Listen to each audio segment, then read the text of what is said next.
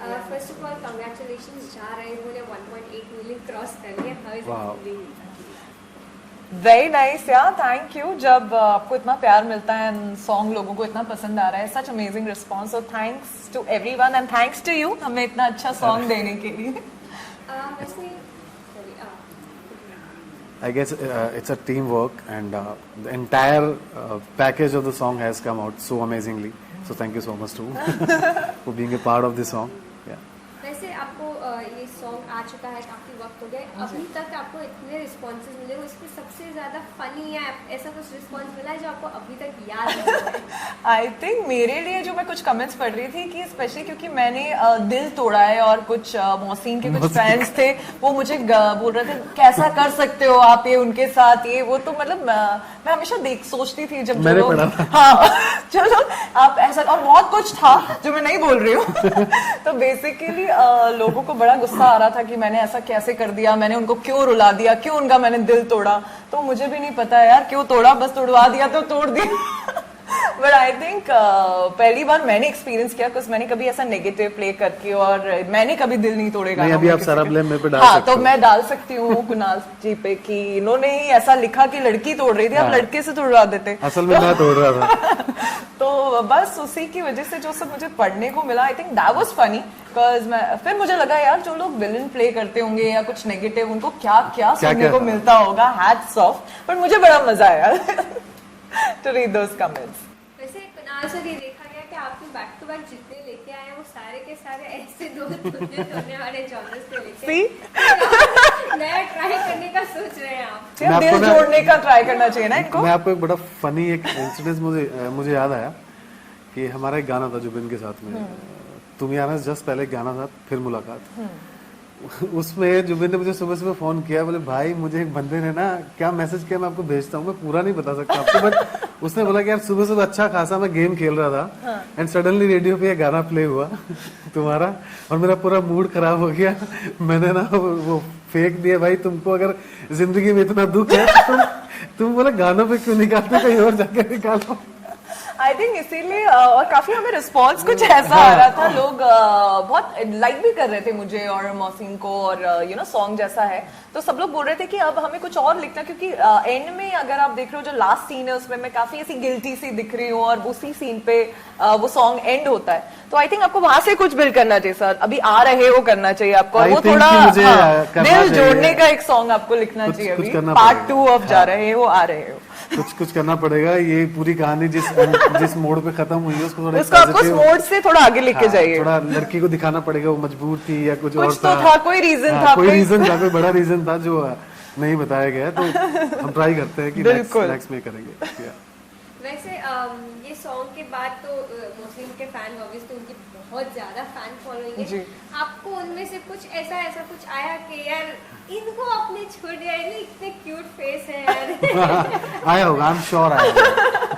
हाँ, ऐसा तो मुझे काफी आया कि क्या आप इनको कैसे छोड़ सकते हो, और इनको छोड़ के आप वो डायरेक्टर के साथ फ्लर्ट कर रहे थे, तो मुझे ऐसे बहुत सारे मैसेजेस आए, बट अभी क्या करूँ यार, डायरेक्टर करवा रहे थे तो करना पड़ा, नहीं तो ऑब्वियसली कन्विंसिंग नहीं लग रहा था। बट मोहसिन के वो जो फैंस हैं वो बहुत सच्चे फैंस हैं, तो उनको कुछ भी ऐसा होता है तो उनको वो दिल पे ले लेते हैं सीधा कि नहीं ऐसा क्यों है। आई थिंक वो एक हो जाता है जब आप जो फैंस होते हैं वो आपके इतने लॉयल होते हैं, तो मेरे फैंस काफी नाराज भी हो रहे थे, कुछ फैंस की मैम हमें नहीं अच्छा लग रहा आप ऐसे कर रहे हो, हमें आपको हमेशा वैसे देखना अच्छा लगता है। तो एक वॉर चल रही थी Mohsin fan club and Akanksha fan club में, एंड काफी वो लोग एक दूसरे से ही लड़ रहे हैं कि वो मुझे कुछ बोल रहे हैं तो वो उन्हें कुछ बोल रहे हैं, but I think that's our fan, हमारे लॉयल फैंस हैं, and hats off to them, उन्हीं की वजह से हम लोग जो है वो है, so thanks to all of them.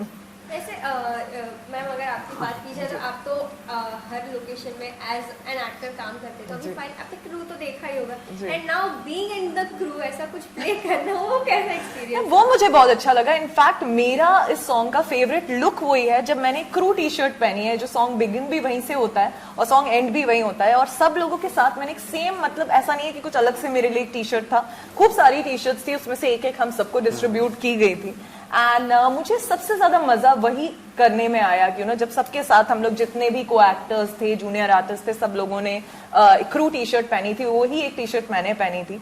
तो मुझे बहुत अच्छा लगा। और जब जैसे मैं हमेशा अपने एडीज को देखती हूँ माइक लगा के एंड सब वॉकी पे कोऑर्डिनेट करते हैं, तो मेरे हाथ में वॉकी था, मैंने वो माइक लगाया हुआ था, तो मुझे लगा कि यार कितना काम करते होंगे वो लोग। वो वॉकी बस उतने देर ही पकड़ के मुझे लग रहा था कि मैं कहाँ रख दूं। And hats off to all our ADs, जितने भी लोग क्रू जो काम करता है हमारे साथ, hats off to all of them, we love you all.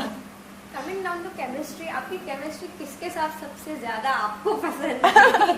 I think सबसे ज्यादा लोगों ने मुझे जुबिन के साथ देखा है, मेरे 4-5 सॉन्ग्स उनके साथ देखे हैं और उन्हीं के सॉन्ग्स मैंने सबसे ज्यादा करे हैं। बट मुझे लगता है केमिस्ट्री मेरी, अगर आर्टिस्ट अच्छा है एंड केमिस्ट्री बनने में टाइम नहीं लगता है। लाइक जैसे मौसम से भी मैं पहली बार मिली, पहली बार ही हमने काम किया।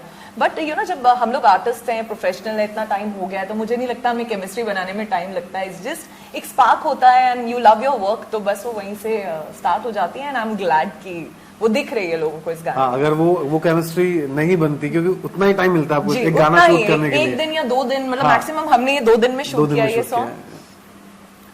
वैसे मोहसिन को हार्ट थ्रो भी कहा जाता है, आपको क्या लगता है कि वो कितने हार्ट थ्रो?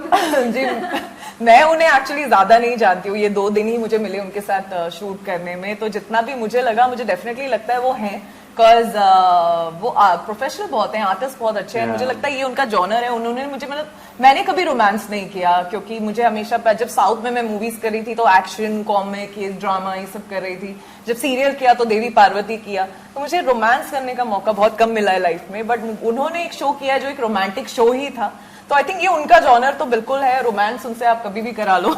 उनकी एक्चुअली जो इमेज बनी हुई है वो एक बहुत क्यूट रोमांटिक, एक प्यारी स्माइल के साथ में वो अपने आप को प्रेजेंट करते हैं, तो लोगों को वो देखना बड़ा पसंद है। अभी ऐसे बंदे को कोई रुला दे तो फिर लोग तो गालियां देंगे ना मुझे। वैसे इसके अलावा क्या हम लोग आपसे एक्सपेक्ट कर सकते हैं कि क्या और लोगों को देखने मिलेगा? एक्सपेक्ट तो डेफिनेटली मैं तो एक्सपेक्ट कर रही हूँ कि सर हमारे लिए एक और दूसरा गाना लिखेंगे बहुत जल्दी, जिसमें दिल कोई किसी का नहीं तोड़ेगा। हाँ, इसमें थोड़ा सा हम लोग इसको अभी जोड़ेंगे। आप दिल जोड़िए इस बार। बट या डेफिनेटली बहुत सारे गाने, मेरा एक और सॉन्ग 20th को रिलीज हो रहा है गौतम गुलाटी के साथ, तो आई थिंक बहुत सारी चीजें हैं जो आ रही हैं, सीरीज आ रही हैं, सॉन्ग्स आ रहे हैं, तो काफी कुछ देखने को मिलेगा आपको। Just keep waiting for the surprises.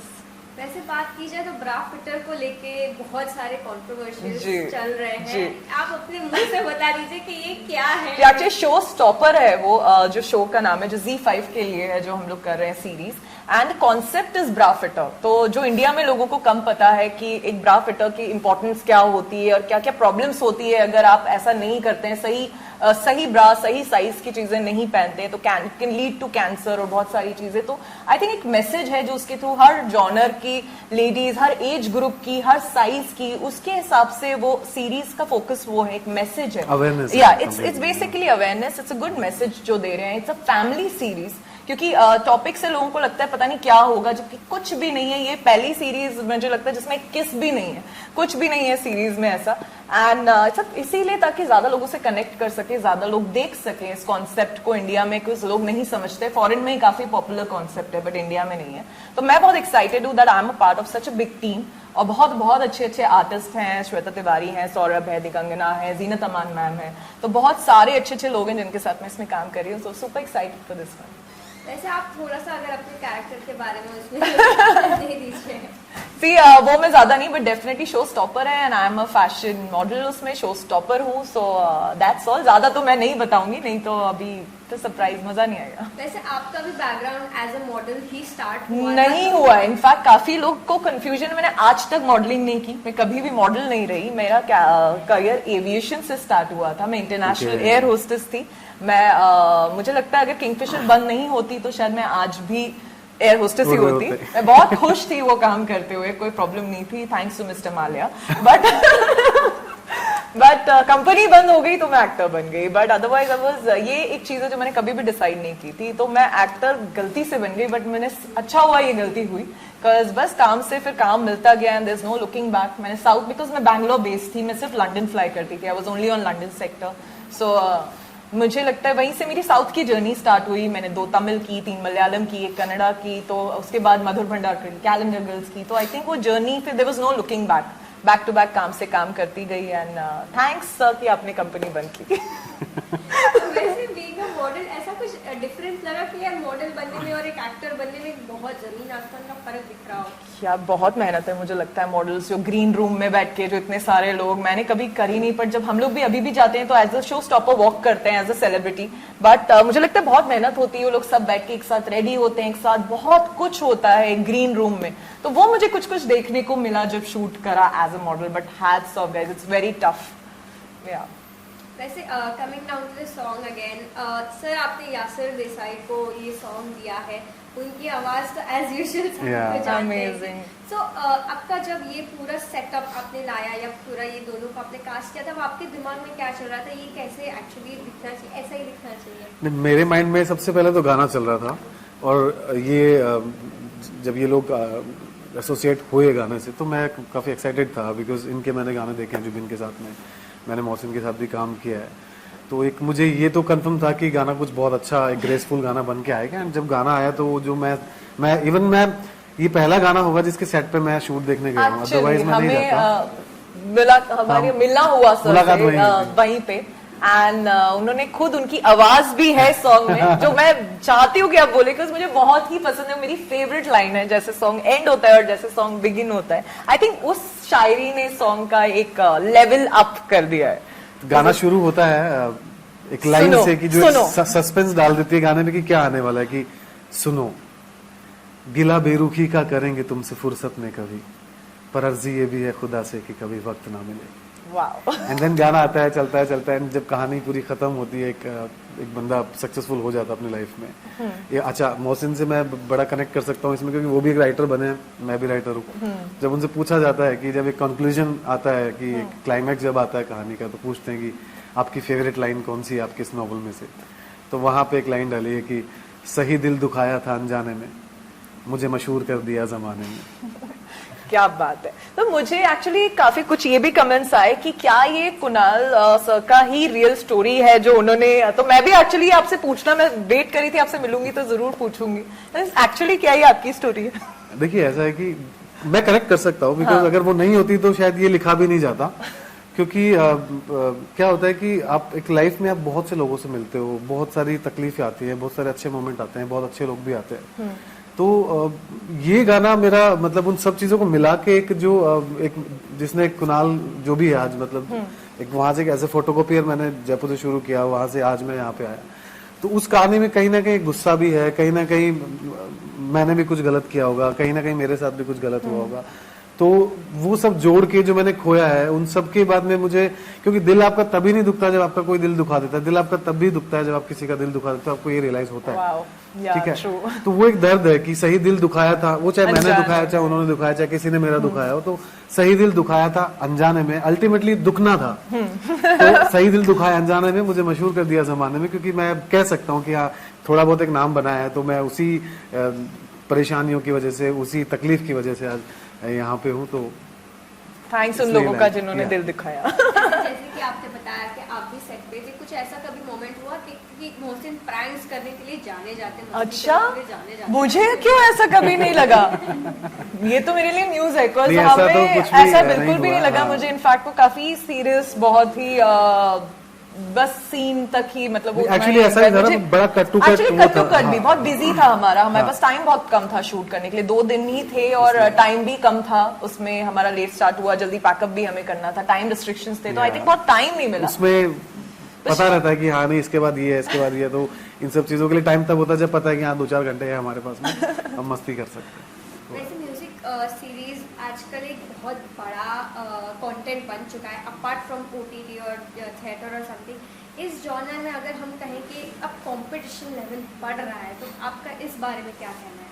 देखिए कंपटीशन बढ़ रहा है तो काम भी बढ़ रहा है, और काम बढ़ रहा है तो फिर सभी बढ़ रहे हैं और हम जैसे लोगों के लिए तो ज्यादा अच्छा है कि जितना काम बढ़ेगा उतना हम अपने आप को एक्सप्रेस कर पाएंगे, उतना ज्यादा काम कर पाएंगे, और सब काम करने आए हैं और स्पेशली जैसे अब ये सिंगल्स आ रहे हैं, एक ट्रेंड वापस 2 साल में सिंगल्स का जो आ गया है, जो पहले नहीं था, बीच में कहीं बंद हो गया था, तो I think for that, like for all of us, for me, for artist, सभी के लिए आई थिंक ये अपॉर्चुनिटीज बहुत ज्यादा आ गई हैं, और इससे हम लोग को एज एन आर्टिस्ट अलग अलग चीजें प्ले करने का मौका मिलता है, तो 5 मिनट या 4-5 मिनट के गाने में हम काफी कुछ दिखाते हैं, फिर एक दूसरे सॉन्ग में कोई एक और कैरेक्टर, तो I think this is a very nice thing for artist, like specially singles जो आए हैं उसकी वजह से। वैसे लॉकडाउन को तो हम सभी कोस रहे थे कि यार इतने साल वेस्ट करा दिए, बट आई फील कि इस चक्कर में ना काफी सारा क्रिएटिविटी यस ट्रू। लॉकडाउन में मेरे 50 सिंगल्स निकले या एंड मैंने सुना कि बहुत सारी ऐसी ऐसी स्क्रिप्ट्स लोगों ने लिख दी जो बहुत टाइम से लोगों के माइंड में थी। मुझे लगता है क्रिएटिव स्पेस लोगों को बहुत फुर्सत में मिला, थे ना सारे की, तो खाना था और अपना काम कर रहे थे। तो आई थिंक क्रिएटिव सब लोग का साइड बहुत ज्यादा निकला लॉकडाउन में। लास्टली आप अपने फैंस को क्या कहना चाहेंगे about this series and whatever is coming forward and about you? See, I just want to thank all my fans for loving me, supporting me. आज तक मैंने इतनी चीजें, जो भी किरदार किया, जिस भी जॉनर में किया, लोगों ने हमेशा मुझे पसंद किया, तो प्लीज आगे भी करिए and keep supporting me, loving me, and I love you all. मैं और मेरे सारे कुनालियन से बोलना चाहता हूँ कि इतना प्यार देने के लिए और इतना सपोर्ट करने के लिए बहुत बहुत शुक्रिया, और ऐसे ही प्यार करते रहिए और इंस्पायर करते रहिए अच्छे अच्छे गानों के लिए, एंड जा रहे हो सुनते रहिए, और जा रहे हो बार बार सुनते रहिए। Thank you thank you so much.